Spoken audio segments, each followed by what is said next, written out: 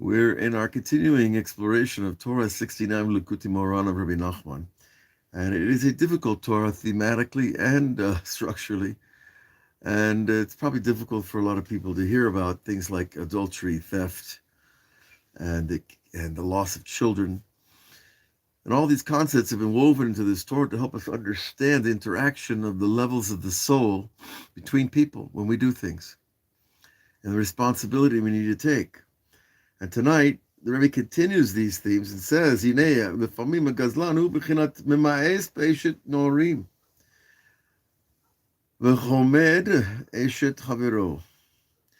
is a statement from Chazal that is telling sometimes a person doesn't love his wife anymore. And he has the desire for his friend's wife. Bad setup, right? And sometimes the guy is a little more greedy. He wants both his own wife and somebody else's wife. And he wants the money and the wife in the process. Like who these people are and where they hang out, I'm glad I don't know. And this is an aspect of what the rabbis deal with, the idea of taking a second wife. When a person takes a second wife, she's called a tzara, a difficulty, because she's a difficulty to the first wife. Okay, and so taking that type of desire is already bringing that type of reality into the family. Vanavi is hero, and the prophet Malachi, one of the latter prophets, warned about this. Excuse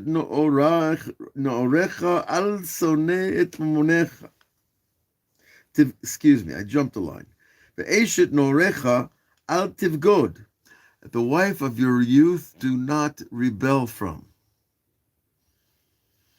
You know, they used to get married pretty young back in the day. So that's called Eshet Norecha, or the wife of your youth.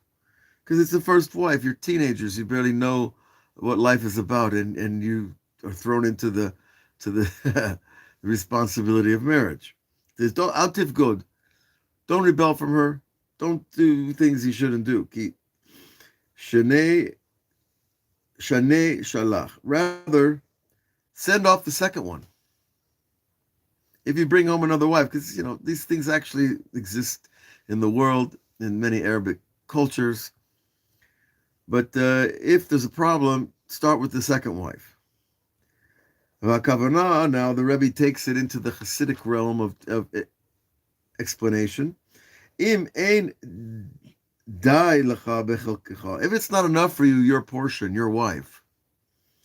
Ata soneh et mamonecha. You're going to hate your money too. Strange thing, right? Hating money. Don't like your wife, don't like your money. Well, why would someone not like their money? He tells us, because it's never enough. After a while, you get disgusted. Every time you want to go shopping, you don't have enough. Or you want to buy something and you can't. And he's comparing that experience to this idea of not being happy with one's wife. Okay, inshallah, therefore, send off the second wife. He says, no, shalach really means send off your money. Takana, a fixing, shetiten tzedakah, shi bechinat shalach. Right, tzedakah, charity is the answer. Now listen closely. A guy who doesn't feel love for his wife, he needs to give charity. And a guy who thinks it's about something else doesn't understand the metaphysics of love and giving. Because the root of the word lehov, to love, is to give. So this is the takana. This is what we're supposed to do. Shalach, send forth your money, and you're going to rediscover the love for your wife. Shalach lach machal al pnei hamayim, right, as the verse says from King Solomon, send your bread upon the waters, upon the face of the waters. A very famous verse from the Sefer Kohelet.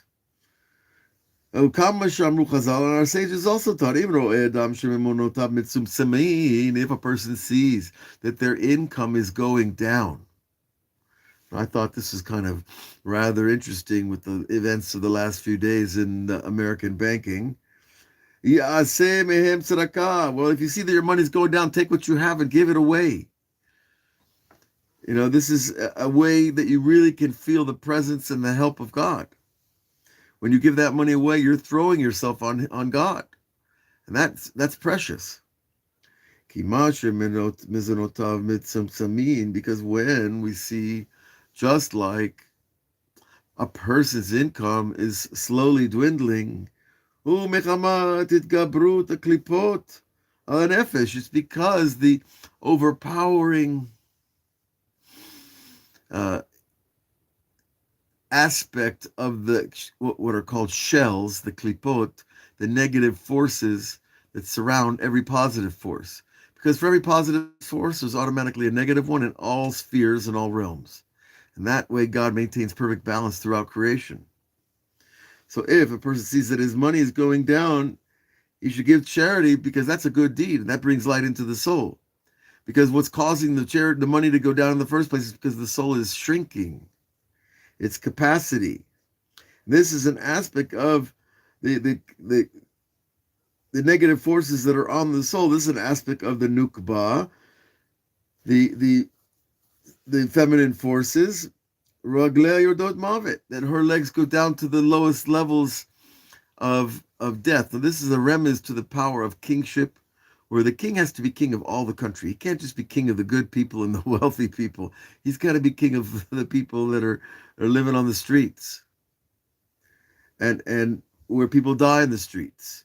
And that's the idea of the kingship, the legs of such a thing going down to that level. Because the external forces are empowered over her, over the kingship, the queenship, and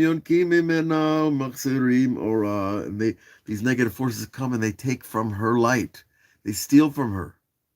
You ever feel sometimes like you're just down and you're out and you don't feel bright, you don't feel happy, you don't feel like anything? That means that the negative forces are jumping on you. God forbid. And the fastest, quickest solution is give away some money. It doesn't have to be your whole bank account, just something. And hopefully to the right place. And then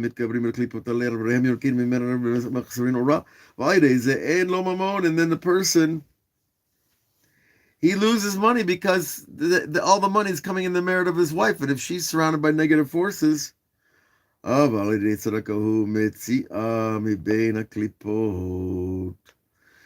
the charity, though, that you give goes in between those layers of those negative forces. Because we know the famous verse that charity saves one from death. And they're talking seriously death. I know a person who was on the operating room table going into the operating room, and she was pulling off her diamond rings and her watches and jewelry and said, give it away, give all this away quick, because she was so afraid. And she didn't know this piece of Mishle, of King Solomon.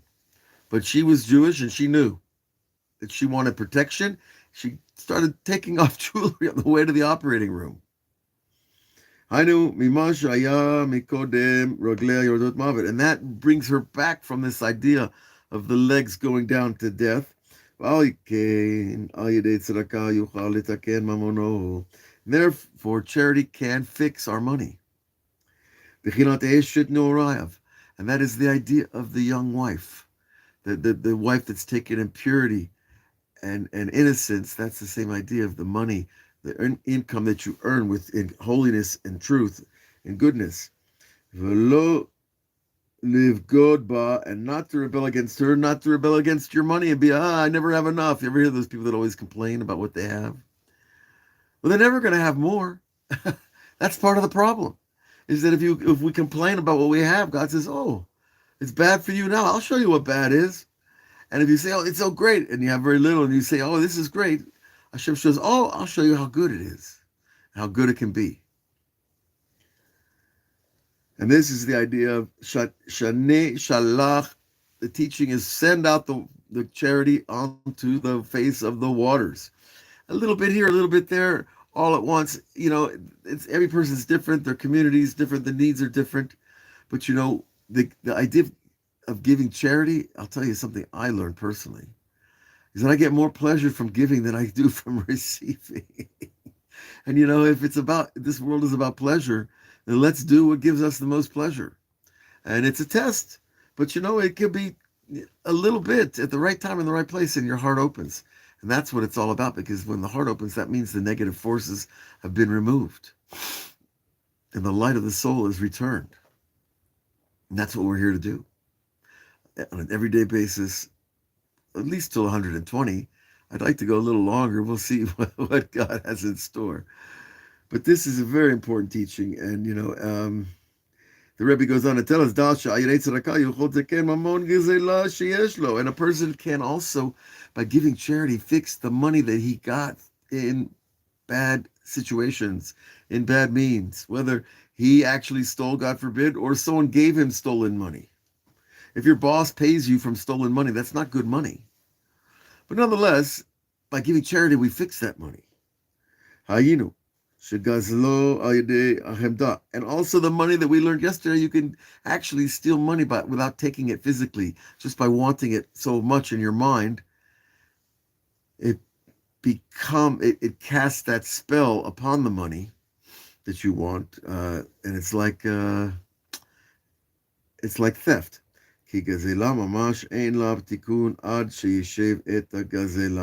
But the real idea of stealing money is only fixed by returning the money to the person. And so too, if a person steals from the public, now we're getting a little closer to the kingship. When a person steals in the name of a government or the name of a company or the public, a lot of people at once, he needs to turn the money that he steals from the public into public works and public good deeds and projects for many people. But if he has money by the lust for money, that can be fixed through charity. It will be fixed and established that his money will come back to him.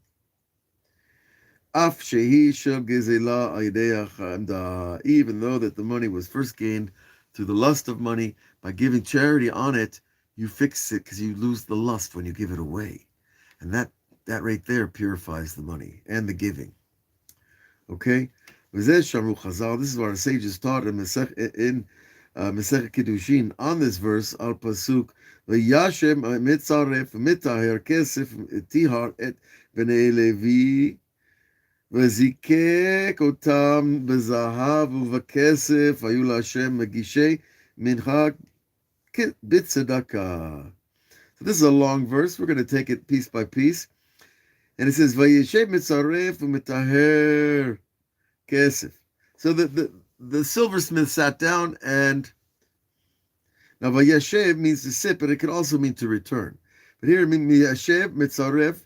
The silversmith sits down and he purifies the money. And he purifies the children of Levi. V'zikek otam. And he purifies them like gold. Ukekesiv, like silver. So you see, Hashem is compared to the silversmith who is purifying us like silver or like gold. And then Hashem will have these Levi'im who are mentioned will be fitting and ready and in the proper pure state to bring the mincha offering to God. B'tzedakah, as charity. And tzedakah asa HaKadosh Baruch Hu al mishpacha shenitma'a v'nitma'a. And this idea of the charity, which fixes the fallen money. And this is the tzedakah that does for the family that became impure. Like they were all in a house and, in the laws of impurity, if a person dies and another person is in the house, that person is automatically impure. And so, it's based on the laws of Ohalim, where they used to live in tents. And so, if you were in a tent, etc., when a person died, which happens, especially in hospitals, people that go to hospitals need to go to the mikveh often as possible, because in the hospital, people are dying. And they become impure. And still, but the principle stands that the idea of giving tzedakah fixes the theft, which is the idea. This theft is like the idea of a family that became impure. Because this is the idea we had before of stealing the souls of the children and the sons and daughters of Notele. And he even takes his friend's wife, and then that family becomes a mixture family, not a pure entity, when a guy takes a wife and the children.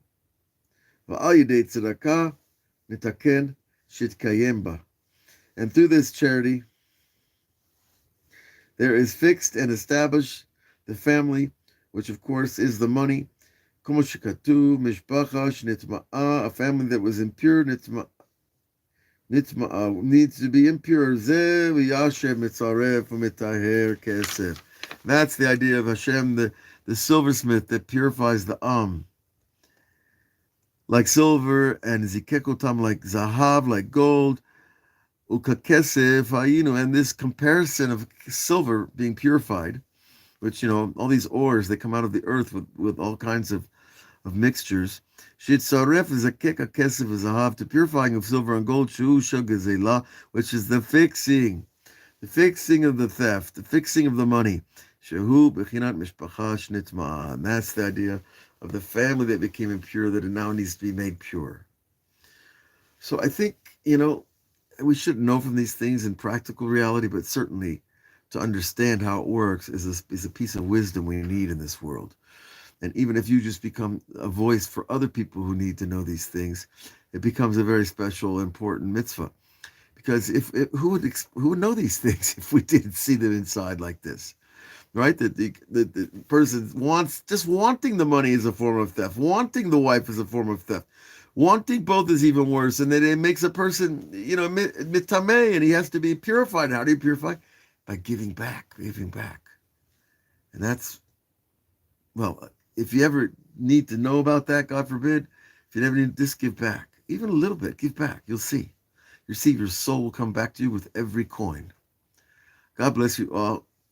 May your week be a continuation of goodness, and we will continue tomorrow on our work with Rabbi Nachman. God bless.